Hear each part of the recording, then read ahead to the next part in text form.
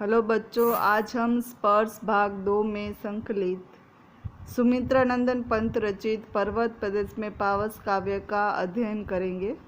कविता का टाइटल देखें तो पर्वत प्रदेश में पावस। पर्वत यानी पहाड़, प्रदेश यानी स्थान विस्तार, और पावस यानी कि वर्षा ऋतु। इसका मतलब है जहाँ पहाड़ों की श्रृंखला होती है, यानी कि बहुत सारे पर्वत होते हैं, वहाँ पर वर्षा ऋतु में कैसा नज़ारा होता है उसका दृश्य सुमित्रानंदन पंत ने इस काव्य में वर्णित किया है, दर्शाया है। तो चलो काव्य करते हैं। पावस ऋतु थी, पावस यानी वर्षा ऋतु थी पर्वत प्रदेश में, यानी पर्वत प्रदेश जहाँ है वहाँ वर्षा ऋतु थी। पल पल परिवर्तित प्रकृति वेश, यानी कि बारिश के सीजन में पर्वत प्रदेश में प्रकृति है वो पल पल यानी कि क्षण क्षण अपना वेश बदल रही है, अपना रूप रंग बदल रही है। आप बोलोगे कैसे? तो आपने देखा ही होगा कि वर्षा ऋतु में पहले आसमान में बादल छा जाते हैं, फिर बिजली कड़कती है, फिर बारिश होती है, बारिश हो जाने के बाद मेघधनुष निकलता है, फिर थोड़ी बारिश हुई तो फिर फूल का खिलना, सुगंध, तालाब भर जाना, ये जो प्रकृति है वो अपना रूप रंग यानी कि धीरे धीरे अपना वेश बदल रही है। अब आगे, मेखलाकार पर्वत अपार। अब पर्वत प्रदेश में मेखलाकार पर्वत अपार है। मेखलाकार यानी कि आपको एक क्वेश्चन भी आता है कि मेखलाकार का अर्थ क्या होता है। तो मेखलाकार का अर्थ होता है गोलाईदार, कमरबंद और करधनी के आकार का। करधनी यानी कि कमरबंद। यहाँ आप देख सकते हो ये गोलाईदार है, कमरबंद है और करधनी के आकार की श्रृंखला बनी हुई है पर्वत की। मेखलाकार पर्वत अपार यानी मेखलाकार पर्वत अपार है, यानी बहुत संख्या में है। अपने सहस्त्र दृंग सुमन फाड़, यानी कि जो पर्वत है वो अपने सहस्त्र यानी कि हजारों, द्रुंग यानी कि आँख, सुमन यानी फूल और फाड़ यानी खोलना। अब यहाँ ऐसे कहा है कि मेखला थे वो अपनी हजारों फूल रूपी आँख फाड़ रहा है। क्यों? तो आगे देखते हैं। अवलोक रहा है बार बार, अवलोक यानी देखना, देख रहा है बार बार। नीचे जल में, यानी कि पहाड़ के नीचे जल में यानी पानी में, निज, निज यानी खुद का, महाकार, महाकार यानी महान आकार, खुद का जो बड़ा ढांचा है वो नीचे जल में देख रहा है।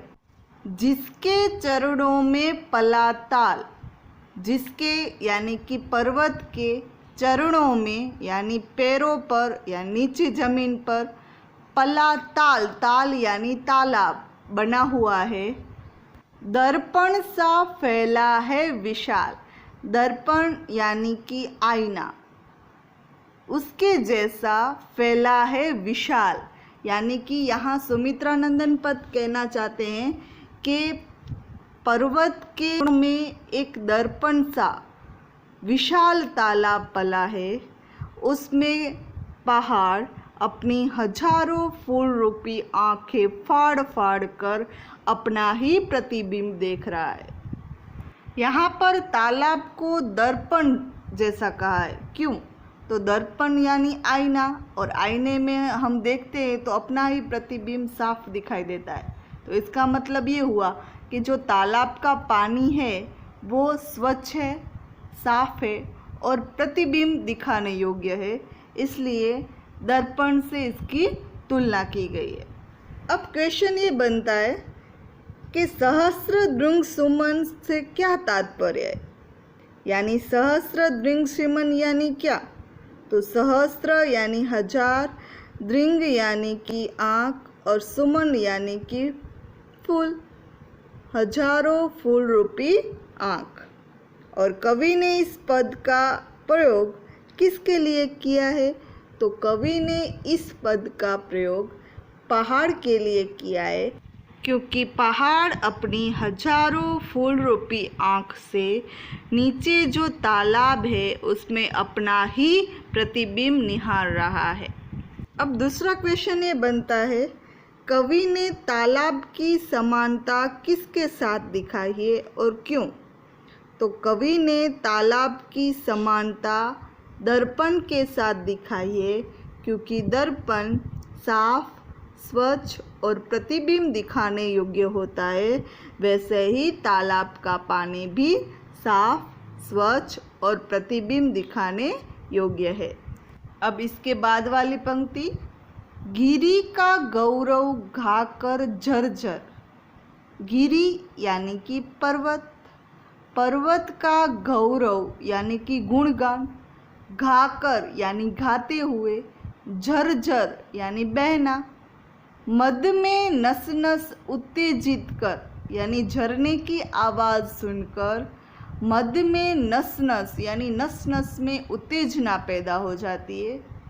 मोती की लड़ियों से सुंदर, मोती की लड़ियों से सुंदर इसलिए कहा है क्योंकि आप देख सकते हो ऊपर से पानी गिरता है तो नीचे पानी में झाग बन जाता है, वो झाग मोती जैसे सुंदर लग रहे। और लड़ी यानी कि माला, एक के बाद मोती पिरोया हुआ हो, वैसे वहाँ नीचे जब पानी गिरता है तो जो झाग होते वहाँ भी मोती जैसे ऐसे एक के बाद होता है। तो उसने कहा है ये झाग भरे निर्झर है, निर्झर में झरना, वो मोती की लड़ियों जैसे सुंदर लग रहे हैं।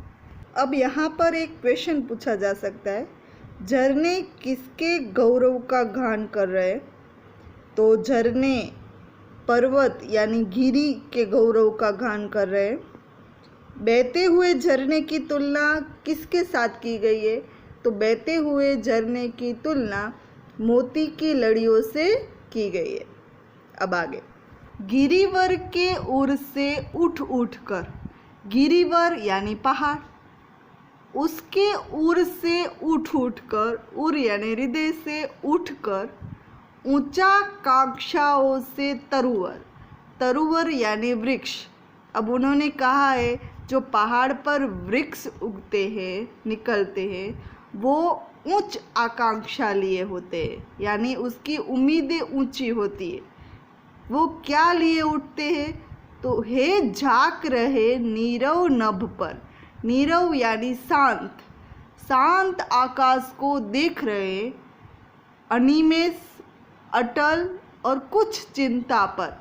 अनिमेष यानी कि बिना पलक झपकाए, अटल यानी बिना हिले डुले और कुछ चिंता पर वो सोच रहे हैं, नीरव नभ को देख रहे हैं। वो उच्च आकांक्षा लिए पहाड़ के ओर से निकले हैं और उसकी आकांक्षा है कि हम कब आसमान को छू पाएंगे। यहाँ पर एक क्वेश्चन आता है, पर्वत के हृदय से उठकर ऊंचे ऊंचे वृक्ष आकाश की ओर क्यों देख रहे थे और वे किस बात को प्रतिबिंबित करते हैं? तो आंसर के रूप में ये लिख सकते हो, ऊंचे ऊंचे वृक्ष पर्वत के हृदय से उठकर आकाश की ओर देखकर सोच रहे हैं कि वे कब आकाश को छू लेंगे, वे किस उपाय से इतना ऊंचा उठ सकेंगे। वे मन में उच्च आकांक्षा धारण किए हुए थे, वे मानव की महत्वाकांक्षाओं को प्रतिबिंबित करते। अब आगे, उड़ गया अचानक लो भूधर, फड़का अपार पारद के पर। अब कवि कहते हैं कि उड़ गया अचानक, भूधर यानी कि पहाड़, पहाड़ अचानक उड़ गया। फड़का अपार यानी कि फड़का कर, अपने पर यानी पंख फड़का कर, पारद के समान पंख बोलाए। पारद यानी आपने देखा होगा थर्मोमीटर में पारो होता है, सफ़ेद रंग का लिक्विड, उसे पारद बोलते हैं। तो ये सफ़ेद रंग के पंख लगाकर पहाड़ तो उड़ गया। अब आप यहाँ सोचोगे पहाड़ के पंख, पहाड़ कैसे उड़ सकता है? तो मैं ये बोल दूँ, यहाँ पारद रूपी पंख है, यानी कि सफ़ेद बादल, और सफ़ेद बादल पहाड़ के आसपास आ जाते हैं तो पहाड़ दिखाई नहीं देता। तो यहाँ कवि सिर्फ कल्पना कर रहे हैं कि पहाड़ दिखाई नहीं दे रहा, तो इसका मतलब है कि सफ़ेद पंख लगाकर उड़ गया है, गायब हो गया है। अब पहाड़ तो उड़ गया, लेकिन रव शेष रह गए निर्जर। रव यानी कि आवाज़, शेष यानी बाकी, रह गई है निर्जर। निर्जर यानी झरना। उसने कहा पहाड़ तो उड़ गया, लेकिन झरने की आवाज़ बाकी रह गई। अब ऐसा ही होगा ना, पहाड़ उड़ता नहीं है, मैंने कहा बादलों के पीछे छिप गया है, पहाड़ नहीं दिखाई दे रहा, लेकिन झरना गिरता है ना झरझर, उसकी आवाज़ सुनाई दे रही है। हे टूट पड़ा भू पर अंबर। अंबर यानी आकाश, आकाश पर काले काले बादल है, यानी बारिश हो रही है। भू यानी जमीन, धरती पर अंबर टूट पड़ा है। अंबर टूट पड़ा यानी अचानक बारिश होने लगी है। धस गए धरा में सभय साल। धस गई यानी कि गिर जाना, धरा यानी कि जमीन, सभय यानी भयभीत होकर, साल ये वृक्ष का नाम है। यानी कि मैंने पहले कहा कि आसमान, अंबर वो भू पर टूट पड़ा, यानी अचानक बारिश हुई। तो यहाँ कवि क्या कहते हैं, बारिश रूपी बाणों ने धरती पर अचानक आक्रमण कर दिया, और आक्रमण के कारण साल है जो वृक्ष है वो भयभीत होकर धरती में धस गए। उठ रहा धुआं जल गया तार, यानी कि तालाब होता है, उसमें जल होता है, यानी पानी से भरा होता है। तो ऐसा लग रहा है कि तालाब के जल से इस तरह धुआं उठने लगा है मानो तालाब के जल में आग लग गई हो। यों जलद यान में विचर विचर था इंद्र खेलता इंद्रजाल। यानी कि आपने देखा होगा बारिश का देवता यानी इंद्र। तो इंद्र जो है वो बादल, जलद यानी बादल, यानी विमान, बादल रूपी विमान में घूम घूम कर अपनी जादुई खेल खेलता है। कहने का मतलब ये है कि प्रकृति में जितने भी परिवर्तन हो रहे हैं वो इंद्र अपने बादल रूपी विमान में बैठकर देख रहे हैं, खेल खेल रहे हैं। अब यहाँ पर हमारी कविता पूर्ण होती है। क्वेश्चन आंसर देखें तो क्वेश्चन नंबर 1 है, पाव ऋतु में प्रकृति में कौन कौन से परिवर्तन आते हैं, कविता के आधार पर स्पष्ट कीजिए। तो पावस ऋतु में प्रकृति नए नए रूपों में हमारे सामने आती है।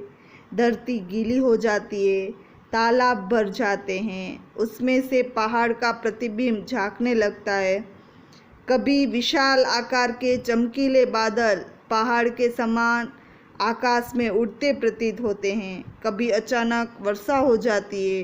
कभी साल के वृक्ष बादलों के बीच धसे से जान पड़ते हैं, मिस छिप जाते हैं। कभी तालाबों में धुआं निकलने लगता है। इस प्रकार पावस ऋतु में प्रकृति नए नए रूप रंग लेकर आती है। क्वेश्चन नंबर 2 है, मेखलाकार शब्द का अर्थ क्या है, कवि ने इस शब्द का प्रयोग यहाँ क्यों किया है? तो इसका आंसर है, मेखलाकार का अर्थ है कमरबंद या फिर करधनी के आकार का गोलाईदार उभार वाला। कवि ने इस शब्द का प्रयोग पहाड़ की विशालता और उसका फैलाव दिखाने के लिए किया है। क्वेश्चन नंबर 3 है, सहस्रदृंशुमन से क्या तात्पर्य है? कवि ने इस पद का प्रयोग किसके लिए किया है? तो सहस्रदृंशुमन का तात्पर्य है पहाड़ों पर जो खिले हुए हजारों फूल है, जो पहाड़ की आँखों के समान प्रतीत हो रहे हैं।